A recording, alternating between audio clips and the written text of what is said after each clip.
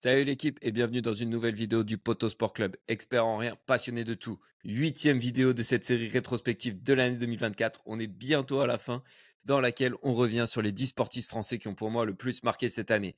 On continue avec à la 3e place un colosse guadeloupéen qui marque l'histoire du sport français depuis presque 2 décennies, le plus grand judoka de l'histoire, Teddy Riner. On va donc revenir sur sa saison, les résultats qui m'ont amené à le classer à cette 3e place. Et enfin, les perspectives d'avenir en 2025 et au-delà pour le champion français. Quel objectif lui reste-t-il à accomplir dans son immense carrière? Va-t-il pousser jusqu'aux Jeux de Los Angeles en 2028 après ses 2 médailles d'or obtenues à Paris? Voilà, c'est le genre de questions auxquelles on va essayer de répondre. Mais avant de ça, on n'oublie pas de s'abonner, de liker la vidéo si elle t'a plu et de lâcher un petit commentaire pour donner de la force au Poto Sport Club. Allez, on est parti. On va revenir en détail sur l'année 2024 de Teddy Riner. Lui qu'on avait laissé aux Jeux de Tokyo sur une triste médaille de bronze. On n'a pas l'habitude de le voir perdre, notre Teddy Winner national. Donc ça fait toujours bizarre de ne pas le voir ramener une médaille d'or à la maison. Il avait tout de même remporté la médaille d'or par équipe avec l'équipe de France face au Japon chez eux. Et même s'il est champion du monde en 2023, on n'avait pas beaucoup vu en compétition depuis les JO jusqu'au début de 2024. Même s'il est champion du monde en 2023, il me semble que c'était un peu sa reprise après les Jeux de Tokyo. Et il ne s'était pas aligné sur les mondiaux en 2024. En revanche, quand il s'aligne sur une compétition en 2024, il la remporte puisqu'il a remporté les 3 grands slams de préparation auxquels il a participé avant les JO, dont celui de Paris pour la 8e fois de sa carrière, ce qui est évidemment un record. On va commencer par revenir sur son titre olympique en individuel. Donc il arrive en étant invaincu depuis sa défaite au JO Tokyo et en favori pour récupérer la médaille d'or en individuel, même s'il y a quand même beaucoup de concurrents qui font peur dans son tableau et que ce tableau s'annonce très très relevé. Et je me souviens avant les JO qu'on en parlait pas mal. On n'était pas sûr à 100% de l'état de forme de Teddy Riner, même s'il avait rassuré sur les grands slams, et surtout de l'état de forme de la concurrence qui se cachait aussi un peu, ne révélait pas toutes ses forces. Donc voilà, beaucoup d'incertitudes avant les JO. Mais le géant guadeloupéen a finalement été impérial tout au long de la journée en remportant tous ses combats par ippon face à de sérieux adversaires dès les quarts de finale. Quarts de finale dans lesquels il retrouve le géorgien Guram Tushishvili, habitué des podiums internationaux et dans les meilleurs de la catégorie des poids lourds. Mais même tarif que pour tous les autres ce jour-là avec un ippon. Et on se souvient forcément tous de ce petit accrochage entre les deux et du grand seum du judoka géorgien face à la domination de Teddy Riner. Et oui, mais pour qui il se prend lui de faire ça à notre Teddy Riner national, chez nous, à la maison? Et voilà, on lui a bien rendu la monnaie de sa pièce avec des beaux huées en sortant et surtout un point levé de Teddy Riner, rageur et vainqueur de ce combat. Il a ensuite enchaîné avec 2 hippons en demi et en finale face au Coréen champion du monde en titre pour décrocher son 3e titre olympique individuel et devenir l'athlète le plus titré de l'histoire de son sport. Mais Teddy Riner ne s'est pas arrêté là lors de cet été à Paris, puisqu'il avait envie d'aller chercher une 2e médaille d'or, cette fois le titre par équipe, avec la finale tant attendue entre les 2 meilleures nations de l'histoire du judo. D'un côté, le Japon, terre de naissance de ce sport, et de l'autre, la France, seul pays capable de rivaliser avec les Nippons sur la durée et à travers toute la catégorie. Le meilleur exemple de cette rivalité, c'est au dernier JO à Tokyo, où les Bleus, emmenés par Teddy Riner, l'avaient emporté face aux Japonais chez eux, dans le pays du soleil levant. Donc voilà, ces Japonais qui avaient soif de revanche et qui commencent mieux cette finale, puisqu'ils mènent 3-1 et se retrouvent donc à une seule victoire de rendre la monnaie de leur pièce aux Français à Paris. Lors de ses 4 premiers combats, seul Teddy Riner s'est imposé pour garder les Bleus en vie. Mais là, peut-être l'un des plus grands moments de ces Jeux Olympiques de Paris, peut-être même l'une des plus grandes émotions du sport français. On retrouve d'abord un gamin inconnu du grand public avant les JO et qui, après être allé chercher une médaille d'argent surprise en individuel, est allé puiser au bout de ses forces pour gagner son combat après un golden score interminable de presque 5 minutes.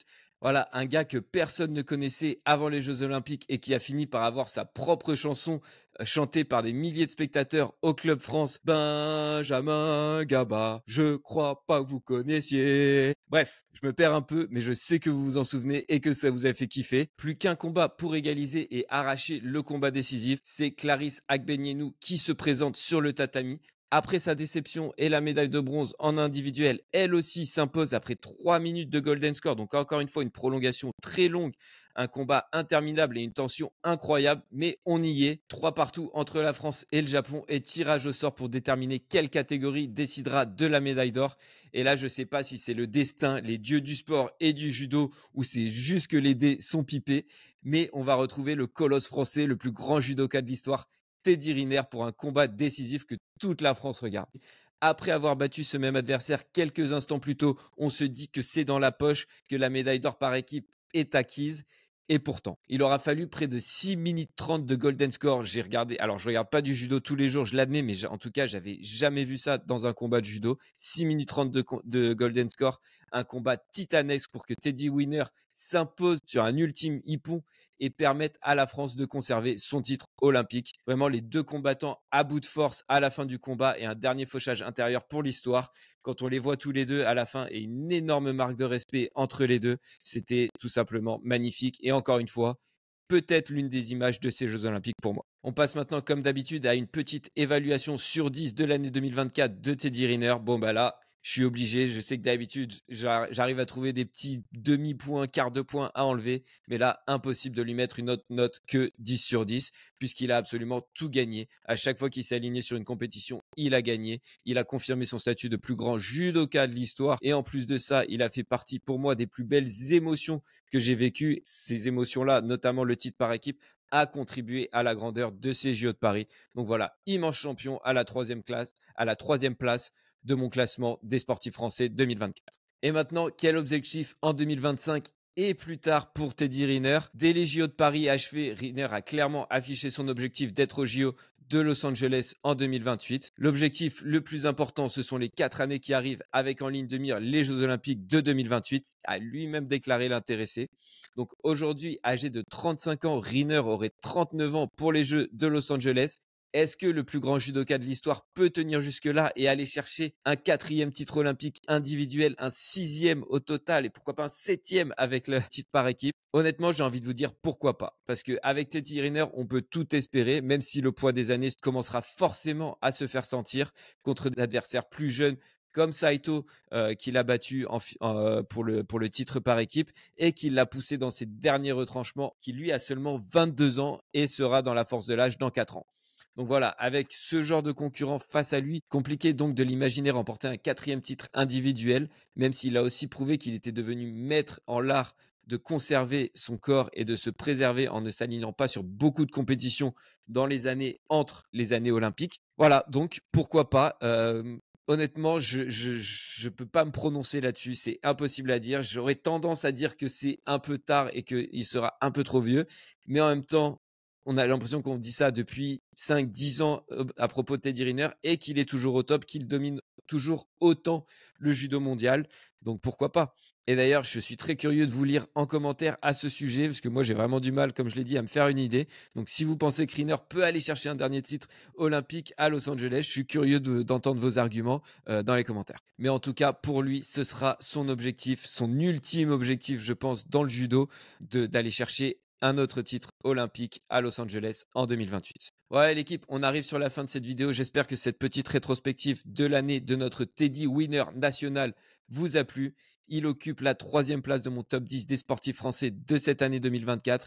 Il nous aura fait rêver pendant les JO, évidemment, en écrasant la concurrence lors du tournoi individuel pour ramener la première médaille d'or du judo français dans ces JO de Paris. Et ensuite, sur l'épreuve par équipe, il aura mis une bande de jeunes loups affamés sur son dos pour que la France garde son titre. Donc, cette 3e place est largement méritée pour lui dans mon classement. C'était même compliqué de ne le mettre que 3e, mais je pense que si vous avez une petite idée de mon top 2 maintenant, vous devez savoir qu'ils ont été encore plus monstrueux que notre colosse de Pointe-à-Pitre.